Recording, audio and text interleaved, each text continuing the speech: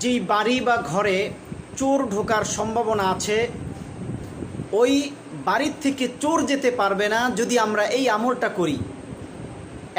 3বার সূরা ফাতিহা, 3বার সূরা ইখলাস, 3বার সূরা ফালাক এবং 3বার সূরা নাস, 3বার সূরাতুল কাফিরুন এবং 1বার সূরাতুত তারিক এবং 3বার সূরাত দুহা। এগুলো পড়ে, এই সূরাগুলো পড়ে যদি আমরা রুমালের এক কোণায় ফু দিয়ে আমরা যদি রুমালের কোণাটাকে গিট করে রেখে দেই, তাহলে অবশ্যই ওই বাড়ির এরিয়া বা ঘর থেকে চোর কখনোই যেতে পারবে না। এই আমলটা পরীক্ষিত আমল, যদি আপনারা করতে চান তাহলে করতে পারেন। চোর বাড়ির থেকে যেতে পারবে না।